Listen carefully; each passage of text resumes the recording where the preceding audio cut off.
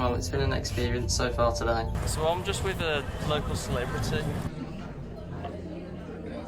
We've basically felt uncomfortable the whole time we've been here.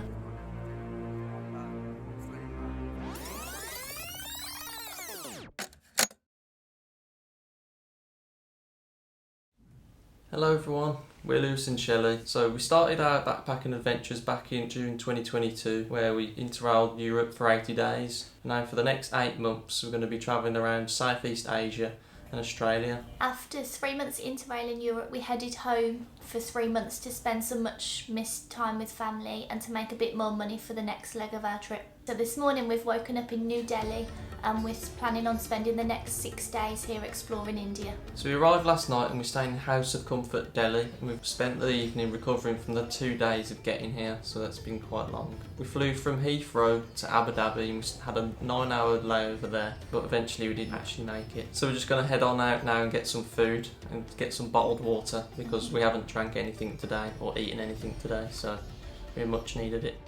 On our quest for food and drinks, we ventured through Asta Kunj Park to reach Nehru Place, which is a food court and Delhi metro station. Based on the information on Google, this park was lusciously green and completely safe, but this turned out not to be the case.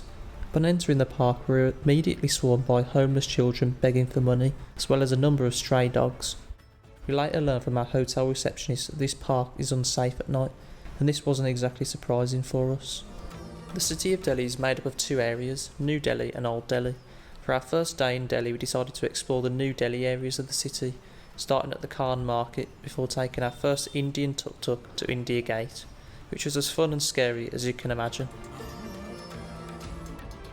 So I'm just with a local celebrity. What can I say? Everyone wants a photo with her. I don't know if it's because of the blonde locks or not, but we've had about 10 photos with various different groups of people. So after dodging plenty of photo opportunities with random people, we've came to the Lodi Garden and I don't think we dodged. We Yeah. had probably at least 20 photos taken. just complete randomers. We came to the Lodi Garden anyway, and it's insanely beautiful. Just sitting admiring it now on a park bench, just taking 5 minutes from being a celebrity. Lodi Garden is a public park with stunning 15th century architecture. Here you can find various tombs for the people of the Lodi dynasty who ruled the Delhi Sultanate between 1451 and 1526. We were just about to leave the park. We made an amazing discovery. Did you expect to see monkeys today? No, I wasn't sure if that. Look over there, sorry. What? Singing, the baby's singing. Shelley doesn't want to get rabies, so we've slightly escaped them.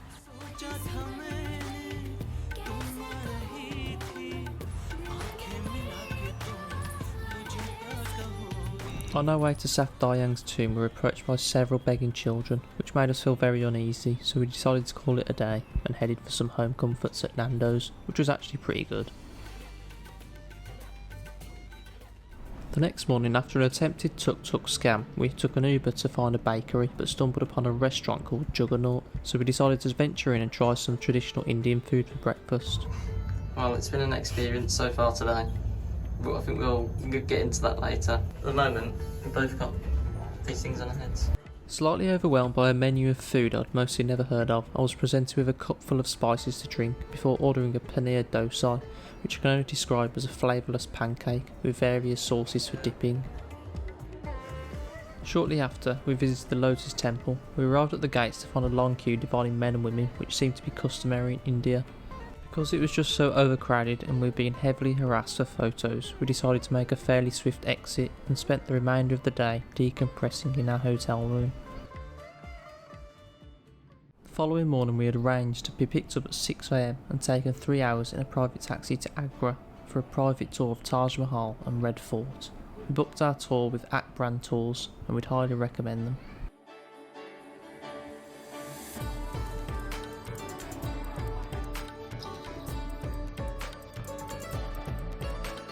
Taj Mahal is a mausoleum crafted with white marble between 1631 and 1648 by order of the Mughal Emperor Shah Jahan in memory of his favourite wife. Taj Mahal is now a UNESCO World Heritage Site and is a marvel of stone masonry containing beautiful gems from around the world.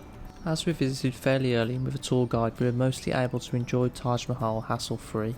We then continued to Agra's Red Fort, which was also very impressive due to the sheer scale of the fortifications and how well preserved they are. You'll find that Shelley will have a point over there. See, because you know. Hello. Our tour took us to a local gem crafting business and textiles business, which was really interesting to see before having a buffet lunch in a Hilton hotel. Food was good here, although it did feel a little bit inauthentic, as we had driven through some really deprived areas on our way here. Hello everyone, it's day 4 in Delhi, which means it's our final day here. We're heading out to do a free walking tour now in Old Delhi. It's going to be pretty hectic out there, so we thought we'd have a tour guide to show us around. Okay, so we made it to Lal Kila train station, gate number 1. We just had a tree nearly cut down on top of our heads, so that was a bit stressful, but at least we're here. The traffic was pretty bad, so... It took us like 40 minutes to get here in an Uber. Yeah, so hopefully we can find our guide now, start the tour. Our walking tour started at the Jama Masjid Mosque, which gave us great views of the many busy markets below.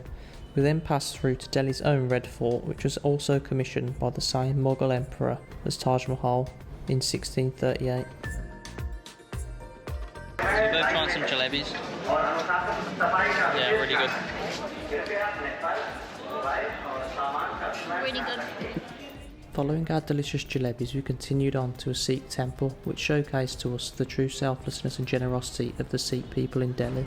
This temple is run by volunteers who provide food for everyone for free, and in a place as deprived as Delhi, this really warmed our hearts. We helped make some roti for a brief period, and then sat with the locals and ate some of the delicious food. We ventured through Chandni Chowk's narrow side streets and through various markets before stopping for a tea break with some masala chai, which was the best chai we've ever had. It's going to burn your mouth. I know, it's so hot. So we're going to a spice market now, and I can't breathe without coughing. Unless you've been to this market, I cannot explain how strong these spices were to inhale, hence the noises of even the locals coughing. Walking around Old Delhi, we were hounded by several begging children and passers-by, but it was a lot less overwhelming walking around with a local. This actually ended up being our favourite day in Delhi, as we felt we got a real insight into the city walking around with Aman, and we really recommend booking a tour with him. So we're in our final hotel in Delhi. We've checked into an airport hotel because we've got a flight booked early in the morning.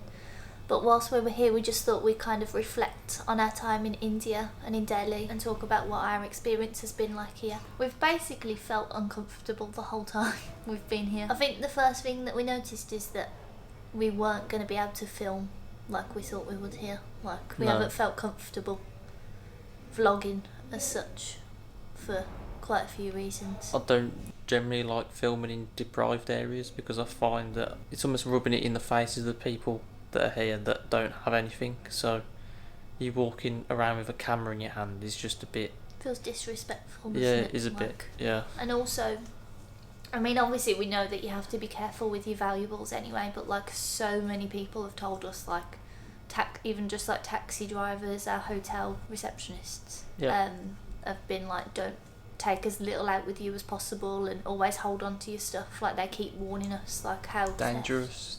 dangerous it can be. Yeah.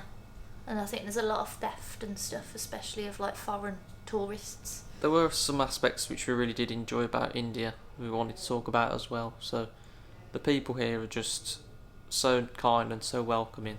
Like today we were on the train back from Old Delhi and someone said welcome to our country and things like that. It's a pleasure to have you here. Yeah, you do just get like a warm welcome from everyone here really, which you don't really get in many other places because people are just so glad to see new faces, I think. The one thing I will say though, coming from a female perspective, is you will get stared at everywhere. Not necessarily in a bad way, I think just because you're different. But I think we just kind of smiled at everybody that did, didn't we? In some of the more busier places we've been to, we've been crowded by lots of groups of people wanting photos with us, which has been overwhelming at times. It only starts with one person, so one person will ask you for a selfie and you say yes. And then if you say yes to one person, then that's when they all start. When we went to the India Gate, we literally had like people chasing after us. Yeah. The whole family chasing us. Yeah, and then at the Lotus Temple, that's kind of when it got a bit too much. Like we had a big crowd forming around us, and we kind of just had to quickly get out of there. Panic sort of sets in. Yeah, but again, I think it is harmless. It is just everyone that came up to us for a photo has been really nice and really kind. So it's hard to put it on them people, but that's just the way it makes you feel. One thing that we think definitely helps with not having so many photos and not having as much attention on us is when we've booked tours. So we booked a tour to the Taj Mahal, which was a private day tour. And then today we booked a free walking tour through Guru Walks with somebody called Aman, which was probably our favourite day today, wasn't it? Yeah. But I think walking around with somebody local... it helps you understand the etiquette of being in a place like Delhi, because there's so many differences between what we do in the Western world to here. Yeah, I think more so as well just to help navigate through the areas, like to help you cross the road. There's no way we would have been able to cross those roads today, no, without him. It was definitely and him being able to push away like the people trying to scam us, basically. Like he could spot them from a mile away. So. Yeah, I've generally felt quite anxious being out and about in India, but he definitely was very calm and collected. I think another tip I would say is definitely to always just use either Uber or Ola taxis. Definitely. Because there will most people we've spoke to have said to just stay away from taxis or tuk-tuks that aren't registered. Yeah, so just always order your taxis through Uber, check the registration, and also here they'll ask you for a PIN code, so you can make sure that you're definitely getting into the right Uber. So that's what's felt safest for us. Yeah, we even had one experience where we ordered with Uber and it still wasn't safe because a tuk-tuk arrived and the number plate was different to the one which was on our Uber app. So we went to get in the tuk-tuk. Straight away we weren't 100% sure. Yeah, it was a red flag immediately.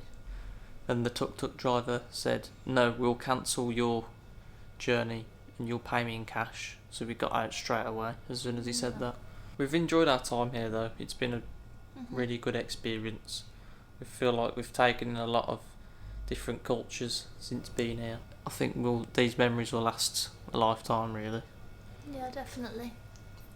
It's definitely something that I'm glad that we've experienced. Yeah, definitely. But anyway, tomorrow we're heading to Thailand, so that should be interesting in itself. We're going to be there for about a month. Shelley's been there twice before. I've never been before, so I'm sure there'll be plenty of things there that are quite eye-opening, especially in Bangkok, which I won't get into. So we'll see how we get on. So yeah, thank you all for watching, and we'll see you in the next adventure in Bangkok. Bye. Bye.